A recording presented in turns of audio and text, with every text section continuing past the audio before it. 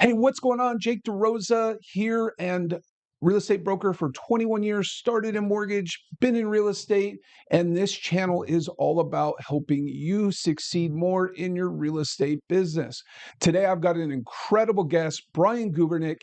He has ran a ton of companies, had his own team, been a real estate agent individually in the beginning of his career, and I'm going to talk to him about running your business like a CEO.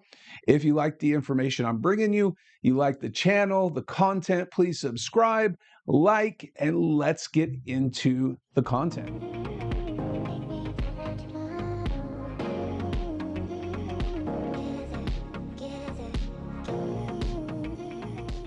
Thanks for coming on here, man. Appreciate you coming and sharing some knowledge and talking about today is running your business like a CEO and what that looks like and some strategies and things we got going on. So appreciate you coming in here. No, man, I appreciate you having me. I love this topic. I love this conversation. Anything that I could do to help our peers in the industry build bigger, more successful businesses, I'm all in. So thank you for having me. Thanks for letting me do this. Yeah, absolutely. Why don't you share a little bit about yourself, if you wouldn't mind? Sure. No, happy to. I have been at it, Jake, for I don't know if you and I have talked about this all that much. I've been at it for about, let's see, real estate about 18 years now, 17, 18 years.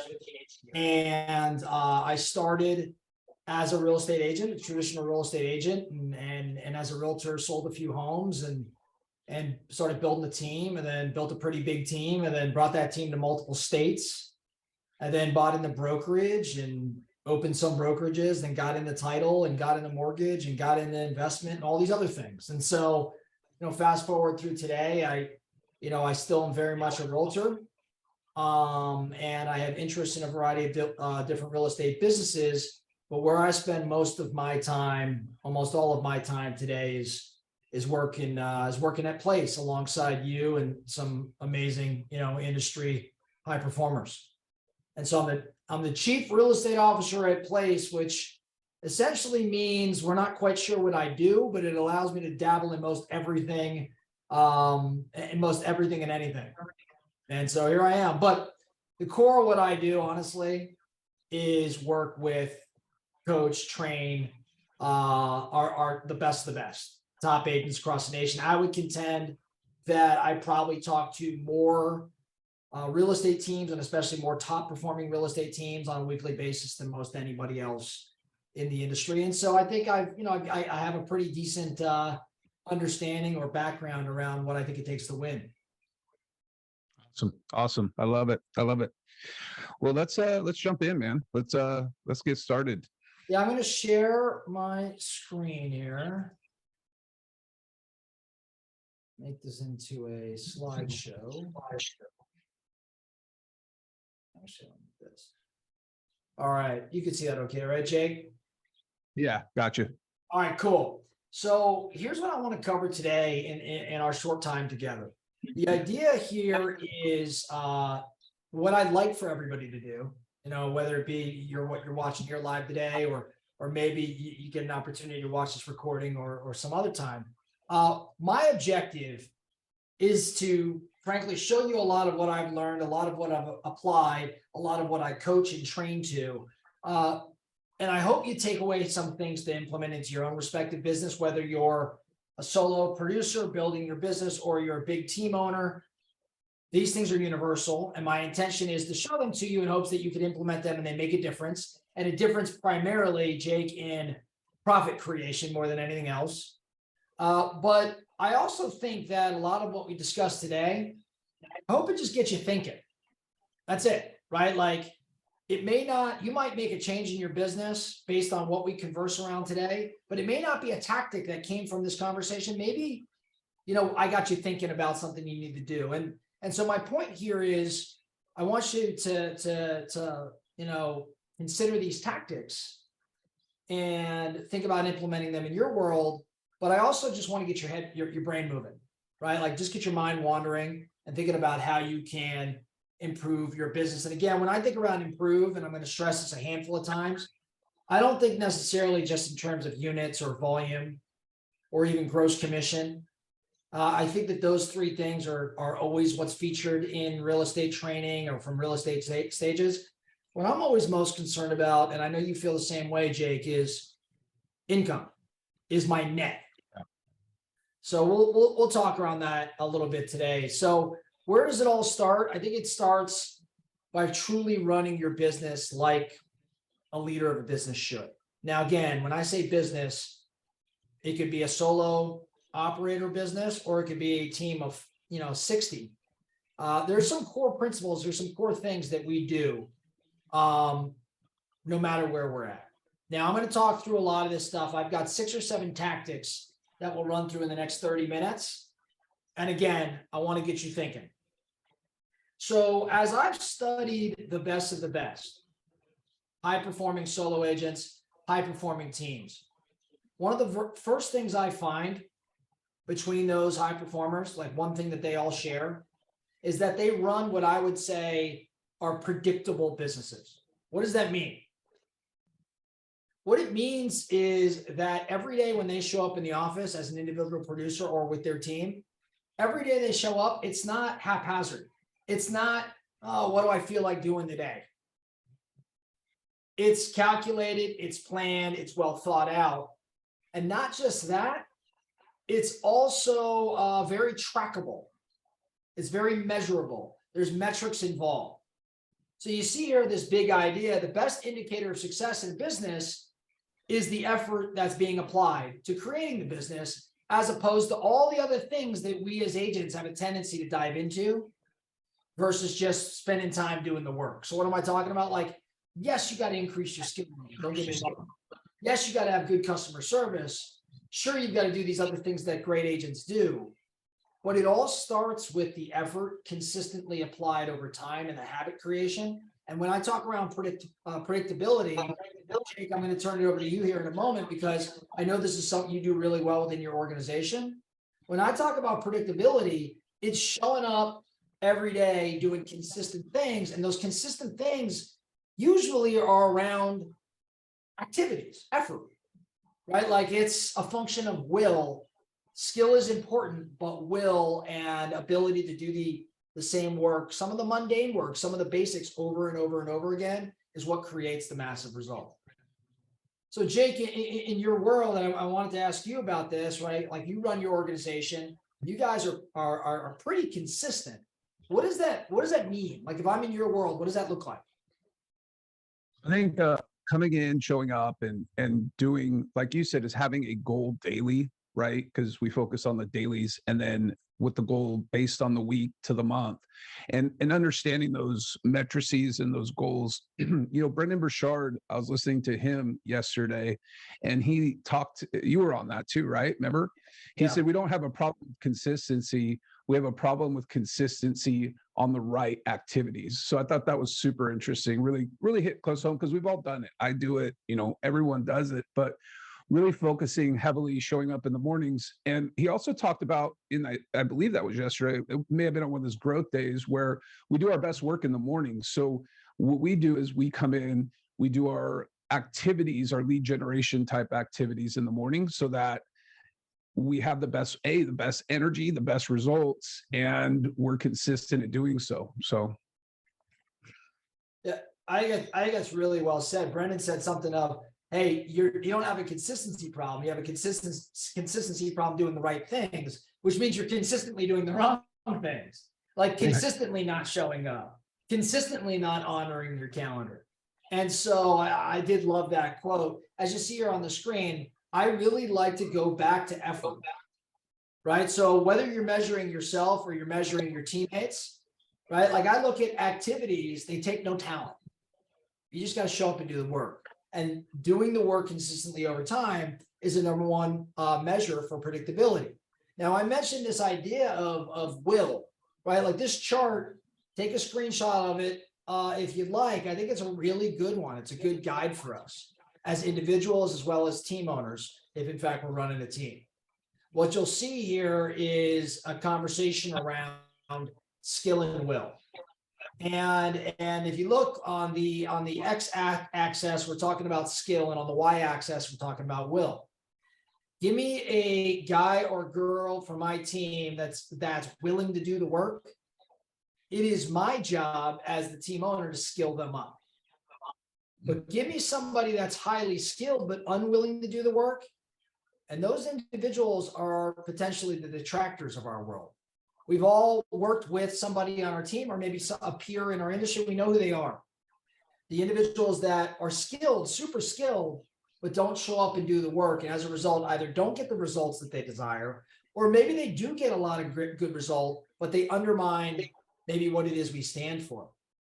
Very tricky teammate to have. So what you see here is high will, high skill. These individuals just have to be challenged. High will, low skill. So top left quadrant there, they need our coaching. They need our training. These are the people we have to skill up. They're showing the willingness to do the work.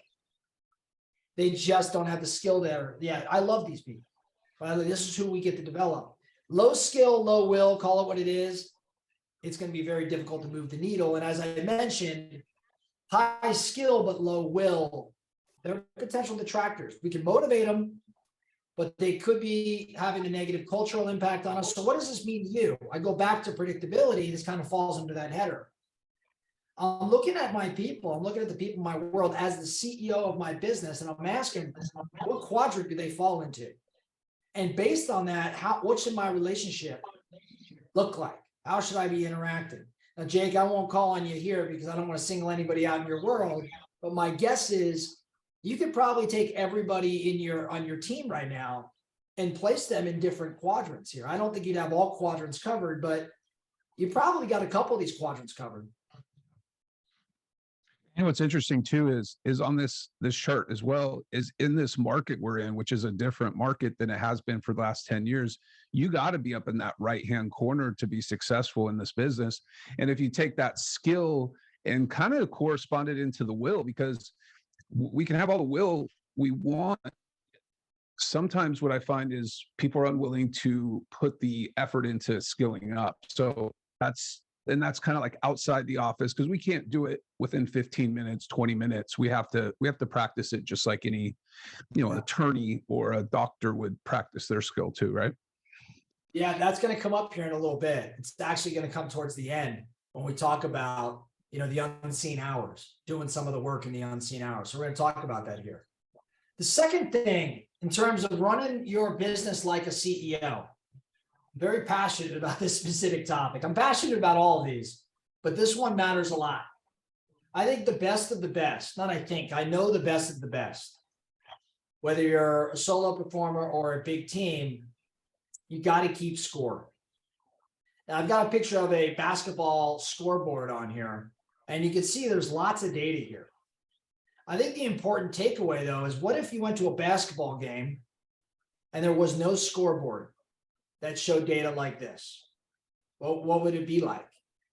Well, the answer is it'd be very difficult to follow. The energy would be super weird. The players on the court wouldn't really know what's going on after they score a few buckets.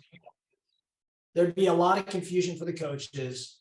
It would be just a strange thing. Like, picture it. I mean, kind of puts you back to like watching youth basketball games, which, by the way, keep score. Well, what would a basketball game with no scoreboard look like? We just described it. Now, why am I saying this? Well, the analogy, this is how a lot of realtors and real estate teams actually operate, where there isn't any idea as to what the score is. We don't know what quarter we're in.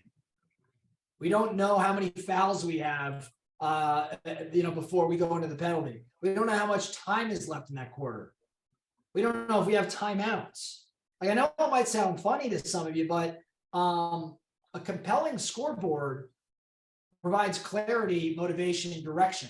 And the vast majority of us, we just don't score it very well or even know. So if you're running a team, I would ask you, if I went to every one of your team members and said, hey, did you win or lose today? What kind of answer would I get? Odds are they might say I won. And then if I turned around and said, okay, how do you know you won? In my experience in asking this question 9 out of 10 times, they tell me they won based on some subjective feeling or emotion. So what I'm saying to everybody here today is, what does winning or losing the day look like for you? And if I said prove it, how would you go about proving it? And so I believe it starts with keeping score. And I think it goes back to these lead measures like we were just talking about, Jake. Like, what's the metric? What's the score? What's the number you got to hit on a daily basis to win the day, to win the week, to win the month, to win the year? Now, I don't need everybody winning every single day. I don't think everybody here today I don't think you have to win every day. But what I think, Jake, is that you got to win enough to get me in the playoffs. If you give me a month, let's say there's 20 business days. What do you got to do? What do you got to win to go get in the playoffs? I don't know. Maybe go like 12-8, maybe 11-9 get you by. 13-7 would be nice. 13 wins, 7 losses. Of course, I'd love for you to go undefeated, but it's not realistic. But if you can get me a winning record, you can get in the playoffs. And if you get in the playoffs, you have a shot at what? The championship. And what's the championship? For most of us, it's some financial goal that we set in our real estate business. So just get me in the playoffs. The point being, you got to know whether you won or lost to even be able to track your record and figure out how close you are to making the playoffs to win the championship. Does that make sense, Jake? And I know like you track these things and you work with your people and you've got this kind of culture of productivity. How does this apply in your world? Well, every Monday, we go over exactly what we're doing, and I do one-on-ones on Tuesdays. So I mean, Christy's on here. She knows exactly what her goals are. We talked about them yesterday, and she knows what that looks like to win. I know what it looks like to win. Everyone in our world just keeping accountability, because that's a huge piece, because we can build out the goals for the year. However, if we don't come back to them till October or September, chances are we're going to be so far behind, or we're just not even going to be close, right? I mean, 100%. And again, what's a lot of this about? Like the number one about predictability, number two around keeping score. What you're seeing here is just awareness. That's kind of like how to summarize this.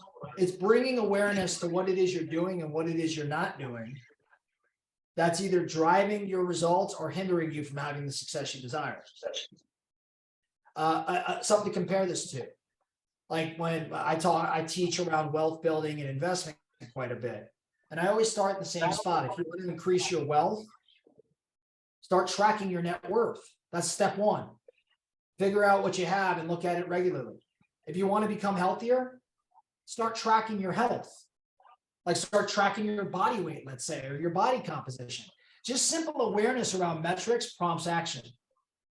And so keeping score, the best CEOs, the best businesses, I mean, they're keeping score. They're pretty clear on what success looks like, and they know whether they're winning or losing the day.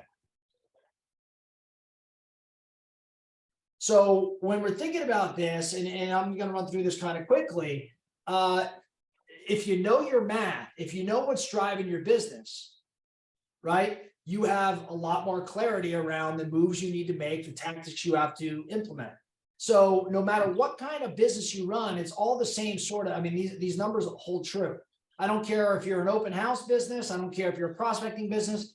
I don't care if you're an SOI business. At the end of the day, the amount of time you spend creating conversations leads to a certain number of contacts, and leads to a certain number of people that enter your database, that leads to a certain number of appointments, both buyer and seller appointments, that lead to a certain number of listings, both buyer and seller listings, that lead to a number of closings.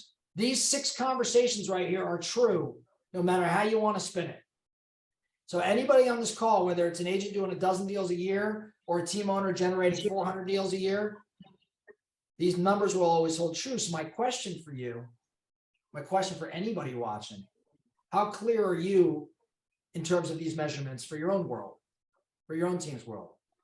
Do you know exactly how much time you need to lead generate to hit a certain number of contacts, to get a certain number of ads in the database that create the appointments, the listings, and ultimately get you to the goal, which of course is closings, income? Mm-hmm. And if you're leading a business, how much you coach to this? And here's what I mean when I say that. If you show me somebody that's generating the right amount of time, depending on what they want to achieve, and they're creating the right number of contacts, and they're creating the right number of ads in the database, like the conversions all make sense, but they're not setting appointments, which therefore is impacting their ability to list and their ability to close. How do I coach to that? Well, I'll tell you what I think when I see that. What I see is, you know what, Jake, you're putting in the effort, you're lead generating, you're putting in the effort, you're creating contacts. There's some skill involved in adding to the database, but your fall off is at appointments. That's a skill issue. The effort's there. I applaud you. High five, right? Like the will is there. Now we got to up your skill. So what would I be doing? I'd be coaching to it. I'd be role playing. I'd be script practicing. I'd be running teams. I'd be plugging in the things we have in place. Jake, I know you do. This is what you consider your number one job, right? Like for those showing the will, it's my job to go skill them up. But you got to be able to track this stuff to find the holes in the game. Jake, I think. Yeah, 100%. I mean, yeah, go ahead. No, as I say, just knowing those numbers so that you can see your gaps, right? We all have blind spots. I have blind spots, and sometimes that's even a blind spot in maybe something I missed in the database. And just having eyes kind of everywhere is so huge. And then also providing the coaching. Typically, the coaching around, say, a conversation to appointment is going to be either follow up or the close part of it, right? But you can dial in exactly where you need to focus, and that way you can lead kind of a prescription. Just like, you have something, you get a prescription from the doctor, so let's do this for 2 weeks, let's see what happens, and then let's revisit it, right? I mean, you nailed it. Here's what I see, and I'll end this slide with this. I think too often we have a tendency to focus on the symptoms, not the problem. We think we're working on the problem, but it's really just a symptom. In other words, if your business is not growing to the extent you want it to grow, or maybe you're not having as much success right now as you'd like to, the problem isn't that your business isn't growing. That's a symptom of other things. Odds are it's a symptom of not enough appointments, which is a symptom of not enough contacts, which is probably a symptom of not enough time lead generating, which, by the way, is a symptom of not time blocking. So the problem isn't I have too little business. The problem is I'm not time blocking. So see the correlation there? We have a tendency to default to the wrong problem, so we come up with the wrong solutions. But when you track numbers like this, when you have transparency, it makes a lot more sense. Number 3, running your business like a CEO, you got to treat your database like an actual data bank, right? So here's some questions. Here's some things to think around. No matter where you're at in your business, I want you to think around this. Number 1, do you have a single place where you're actually managing your database and leads? Or do you have a whole bunch of tools? I say it's a big opportunity because centralizing how you maintain your information. Jake, you guys are using Brevity. Having that central system in creating efficiency and trackability is massive. Number 2, ask yourself, for all my leads, do I know my next steps? Like, do I know my next steps for every lead I have in my CRM? I see this as a massive opportunity. The vast majority of agents not running their businesses like businesses, not out operating as a CEO, they don't really have follow-up set up for their leads. So they don't know their next steps. Number 3, if you're active in production, as I believe everybody here is today, and most that will watch this in the future will be, can you define for me your active sales pipeline? These are the people that you're currently working on to generate a future transaction. Can you define for me your active sales pipeline? Like, can you show me somewhere who is most important that you're actively engaged with that you're looking to convert? Number 4, how are you actually rating or categorizing your leads, specifically in terms of strength and quality, as well as, of course, timing? And then number 5, and this is where the money's really made, what are you doing for all those people not looking to buy or sell right now? See, the vast majority of us have a tendency to focus on what we consider hot leads. Everyone's going to have a slight different definition around hot. For some, it's a week away. For some, it's a month away. Whatever the case may be, we have a huge tendency to focus on our hot leads and we neglect everything else. Well, focusing on your hot leads is a practice. Focusing on everything else is a business. Meaning that hot leads create now revenue. And that's what practitioners do. But when revenue continues to be created over the long term beyond what's immediately in your pipeline, that's what I believe to be a real business. And I say practice versus business because, doctors have practices, lawyers have practices, and no disrespect to those professions because they're amazing. Those guys and girls make a lot of money. But a lot of times when they leave to go on vacation or they decide not to work, what happens? Revenue ceases to be created. Mm-hmm. That's what happens when you're focused exclusively on your hot leads and not spending time incubating. So when I say your database is your data bank, those that deposit or withdraw, I should say, the greatest amount of dollars from that bank are those that are building their business through incubation of long-term leads. Is your system capable of that? Are you capable of that? Do you have the models and systems in place? And if not, you're going to want to figure out a way to get that into the works, because I think that's where the success is at. Jake, you've had personal experience on this, right? Like you've built a team now that is long tail. I mean, you've built a team that's focused on now business, but is also focused on the long term. Well, perfect example is we just went through our database just the other day, and we use a system they're called market reports, right? And we focused by last open. There was over 2,000 leads that had opened their market reports in the last 30 days. So our focus has been contacting the leads we already have in our data bank and just checking in with them because they know our brand at this point, right? They're getting the DaRosa team emails and they know our brand, but being able to track who's opening, who's not, to be able to determine who we might have the best success with is super huge. I love that. And too often, man, we hear, oh, I don't have enough leads. I don't have enough opportunities. And the truth of the matter is, a lot of us, we are standing in a diamond mine. Like we're literally standing in a diamond mine. And we're looking out of that mine, out across the desert saying, man, I need to get out there and go look for some more diamonds, some more business. But the truth of the matter is if we just turn around and say, well, hell, I'm in a diamond mine. They're all around me. And we just would focus on where we're presently standing. There's so much opportunity to be had there. And I see that with database. I dig into so many people's databases and they're like, these are bad leads. Like no, you just failed to incubate and you're not working on them. You don't need new leads. You need new practices around how you're incubating your leads. It's a fascinating thing.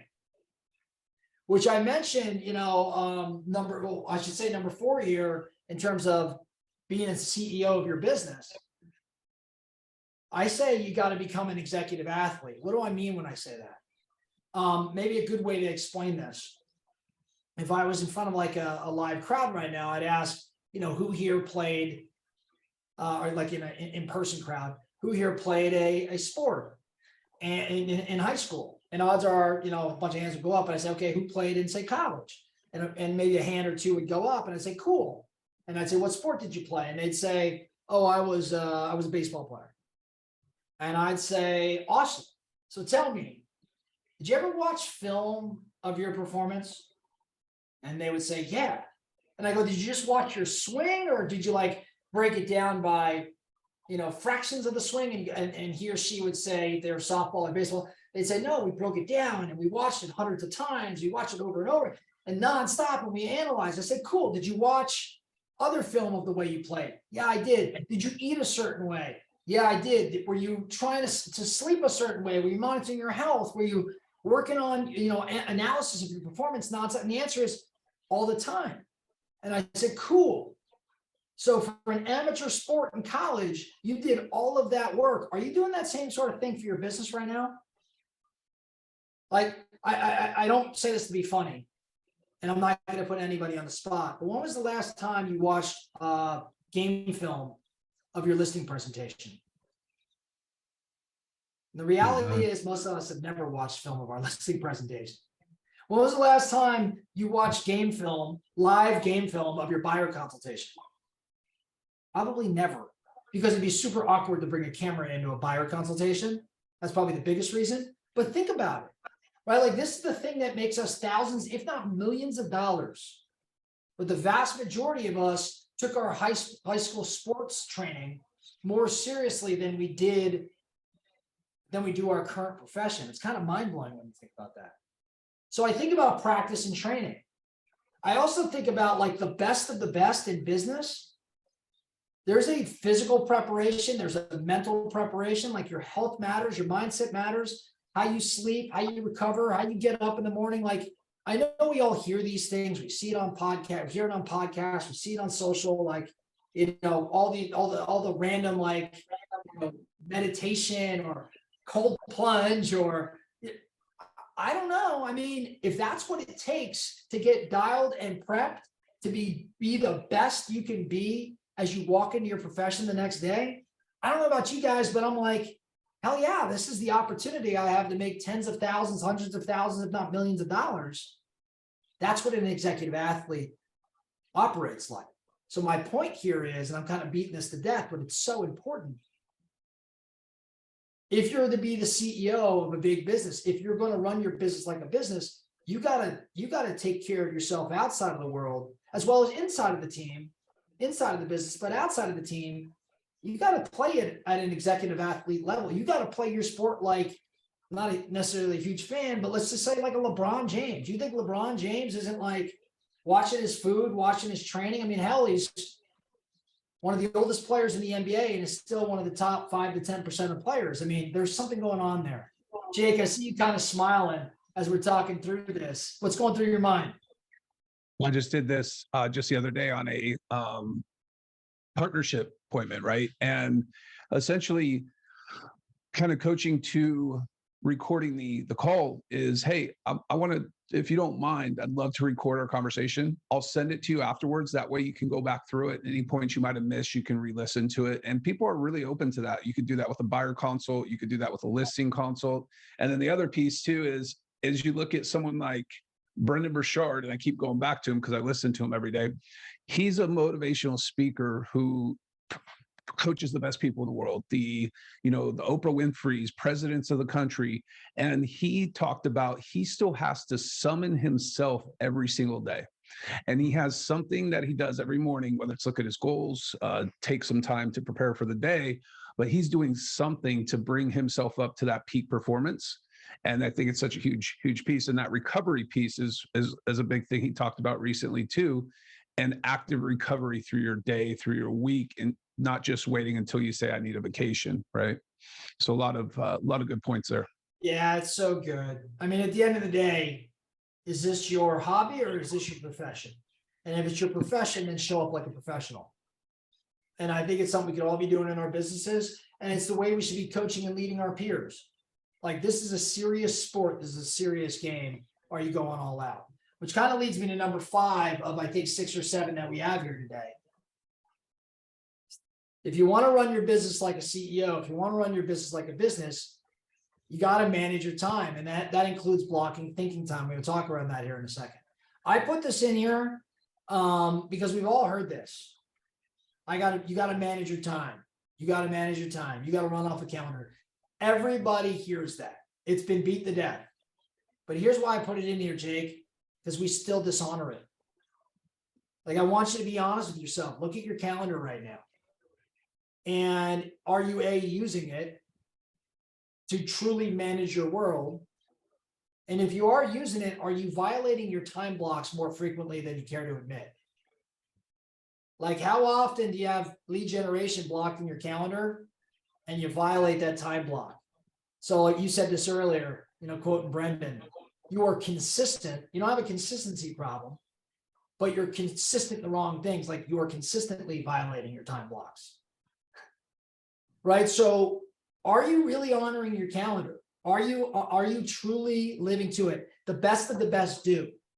And I really think that in order to effectively manage your time, I know, in order to effectively manage your time, you've got to get extraordinarily good, extraordinarily great at saying no, at learning how to say no.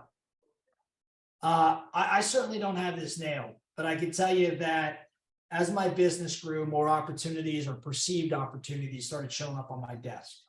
And the more things started showing up on my desk, the more I was interested. I was interested in everything. I literally had to learn how to reject 99.9% of things that show up on my desk. when I say show up on my desk, I mean, I literally, yes, business plans did, but I mean, just random perceived opportunities would show up. And as you progress through this business, as you progress through this industry, that's so cool. Like there's so many different things we could do. There's gonna be a lot of shiny objects. So learning to say no is incredibly important. My favorite thing in terms of saying no and managing my time that I took from a guy named Derek Sivers, who Tim Ferriss has featured on many of the podcasts and in his books. Derek Sivers has got this thing where he says, if it's not a hell yeah, then it's a no. So Yeah. if he doesn't say hell yeah to it, it's a no. Like, Derek, will you meet with me about XYZ? If Derek doesn't say hell yeah, then it's absolutely not. If it's a project that shows up on his calendar, if he doesn't say hell yeah, I can't wait to work on that, it's a no. If it's a coffee appointment, I go on and on and on. But if you're not saying hell yeah, then it's a no. Now, you got to practice being respectful in your no's, but that's a conversation for another day. But managing your time, specifically blocking thinking time, which is the next thing I want to talk around. You see a quote here from arguably the greatest investor to ever live. I insist on a lot of time being spent thinking, almost every day, just to sit and think. That is very uncommon in America. I read and think. So I do more reading and thinking and make less impulsive decisions than most people in business. I do it because I like this kind of life. Warren Buffett literally sits and reads and thinks all day long. And he is one of the greatest business people, if not the greatest business person to live. He's certainly of recent times. And I'll tell you, what he's concluded is that his highest dollar per hour activity is not doing, it's not fixing, it's not even strategizing, it's actually just thinking.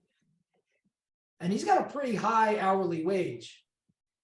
So what do I mean when I say this? This concept has been talked about lots of places. If you want to learn more about it, go pick up Keith Cunningham's Road Less Stupid, the book Road Less Stupid. But Keith Cunningham talks about this concept of thinking time, which I want to encourage everybody here to do. We should all be doing more of this. But it's really that, like locking yourself in a room with a notepad and a pen or a whiteboard and a marker and asking yourself an unasked question, asking yourself a series of deep questions that gets you to think around a challenge or a concept or an opportunity, and just literally do nothing more than contemplate and think through the solutions or the options or the path you want to take. Here's some decent questions for you. Here would be good thinking time questions that may make sense for you to go in a room and think around. And believe me, this stuff is super valuable. What is one issue in my business that if I could solve it over the next week would lead to greater profit without increased activity? Like, don't read the other ones just yet. I'm sure you already skipped ahead, but just think about that one for a moment. What is the one issue in my business that if I could solve over the next week or month would lead to greater profit? What ideas might come to mind? Now, the first things you come up with are probably not the answer, but imagine sitting there for 15 or 20 minutes just thinking around that question. You walk out of that room, what moves might you make? How about the third one down? What have I discovered about my thinking as of late? What do I know? What do I not know? Love that part of the question. Jake, if I locked you in a room, and you don't answer this one, but if I locked you in a room and said, hey, spend a half hour thinking around all the things you do know about your business, and then think around all the things you don't know, you'd probably come out of that room with a pretty compelling list, because my follow-up would end up being, okay, of all those things you don't know, which one or two should we spend time on over the next 30 days learning? You'd go back in that room and have to think about that. Imagine what you might come up with if you just blocked 30 minutes or an hour on a weekly basis and ask yourself questions like this. I'll tell you my favorite question right now that should be on this slide, but for some reason I didn't put it on here. If you're the CEO of your business, and everybody here is, leading their business, whether they're leading their team. If you're on a team, but you're running your own independent business within the business. So we're all leading our teams. Okay, we're all leading a business. Question for you. If you had a board of directors and the board of directors fired you right now as the CEO of your business, fired you, you were out of the job, and a new CEO was hired, a new leader was hired, what decision would he or she make about the business right now?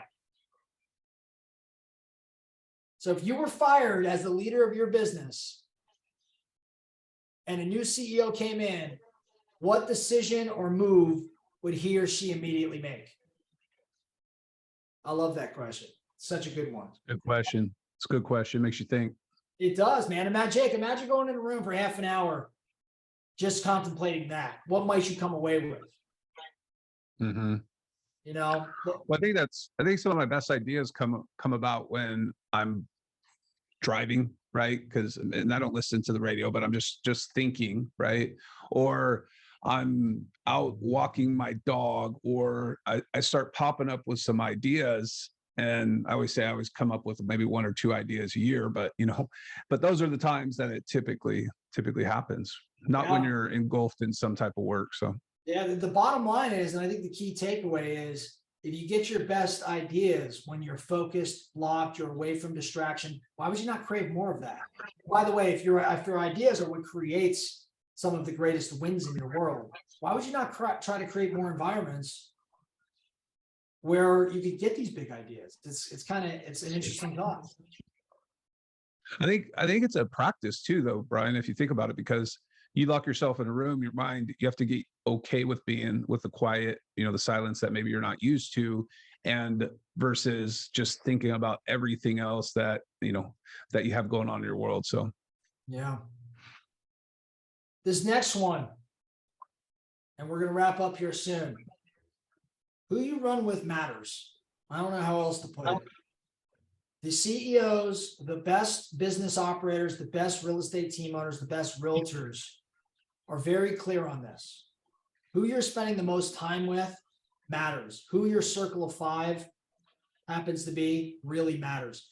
Everyone's heard the adage, like, you are the average of the 5 people you spend the most time with. I believe that to be very true. I've lived that. I also have found that my habits are the average of the 5 people I spend the most time with. My income is the average of the 5 people I spend the most time with.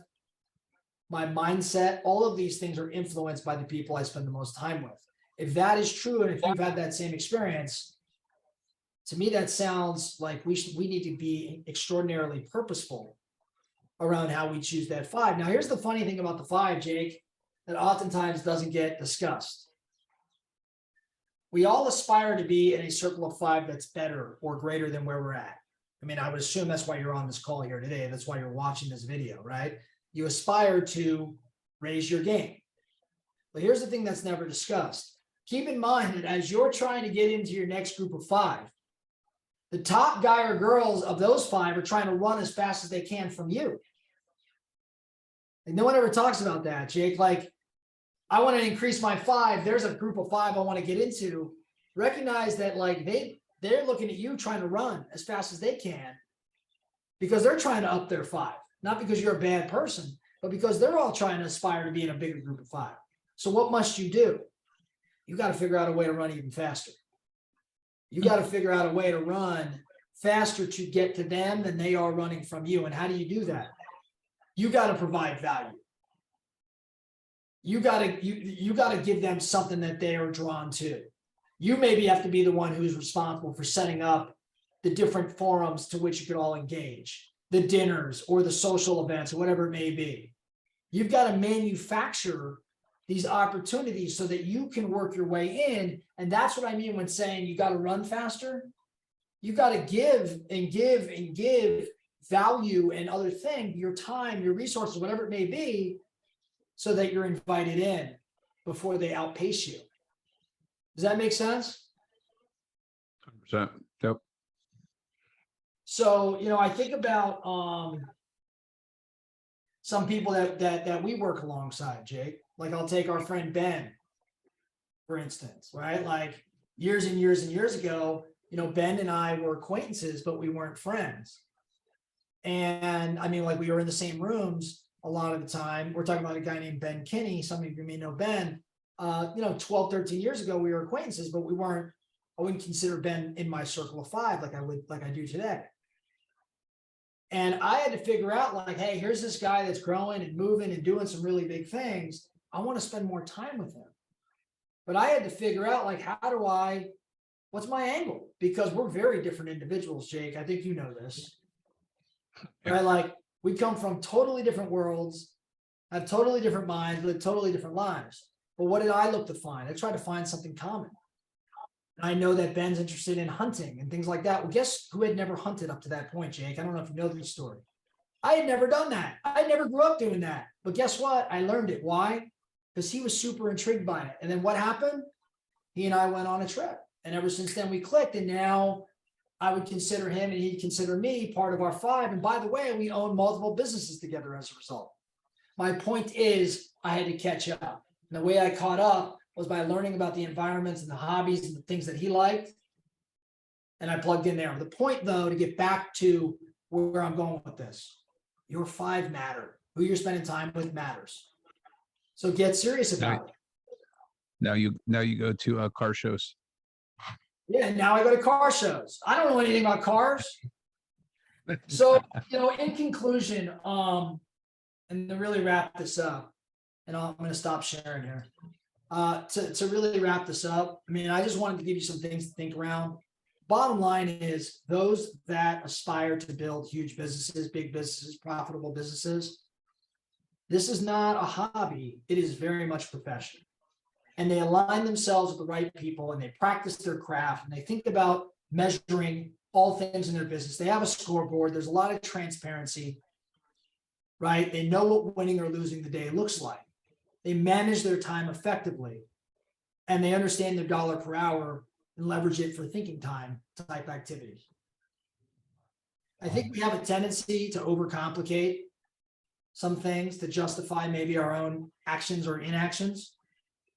And I see that a lot with building great big businesses that are highly profitable. I don't think it's overly complicated.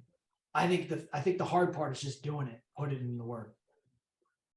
Jake, what are you thinking, man? I know we're wrapping up. What thoughts do you have around all this? I think you nailed a lot of them. And kind of going back to that, you talk about the scoreboard, the transparency, things like that. And all of this was wrapped up about becoming a better person, right? So if we don't know where we've been or what we're doing, how can we work to improve on where we're going, right? So I look at that. I'm big on numbers, big on data, because at the end of the day, the data doesn't lie. We're either, it's going to pinpoint where we need to improve. It's going to pinpoint what we need to do, and just wrapping all those things up is just going to propel your business forward. So yeah, if I was the, and I love that. If I was to end with anything or any final thoughts, I'm just reflecting here on some of the stuff we talked around. I'll tell you my personal experience in building businesses and being in this business for as long as I have. For every ceiling that I've hit in my business, it was not like, what should I do next or how should I do it? I'll tell you what I found when I look back over time. For every ceiling I hit in my business, I was usually a relationship or two away, meaning that it wasn't a what or a how, it was a who. Like, I was missing somebody in my world to help me get to that next level. So early in my life, it was a person like a lead admin when I started as a realtor. Like, I needed more leverage. Then it became a leader for my real estate team. Then it became a personal coach for me. Then it became, an investment coach. But then it became a business partner that I hadn't had before. And then it became other partners, right? And then it just continued to morph. And so I share that with everybody because I want your default behavior to be, if anything today, when you leave, like, you have all these things to implement and you may be thinking, okay, how am I going to do this? Or what am I going to do first? I just want to encourage you to maybe look and say, who do I need to bring into my world, or who do I need to align with that'll help me get to that next point? So let that be your default today versus trying to solve for all these things first. And if maybe that's not your answer, cool, but at least give it some thought. use that during your thinking time. Who am I missing in my world? Be it a partnership, a coach, whatever it may be. Who am I missing that would help me get to the next level? It's a really good question to think around. Somebody, thank you. Anybody have any questions? Kind of any comments, questions, anything you want to ask Mr. Brian here? I'm good. Awesome. Steve said, thank you. Thank you, Steve. Appreciate you. Well, thank you guys. Thanks, Peter. Thanks Yeah, for joining thank you us, so man. much. Thank you guys. Awesome. Yeah. All right, you guys. Thank you. Thank you.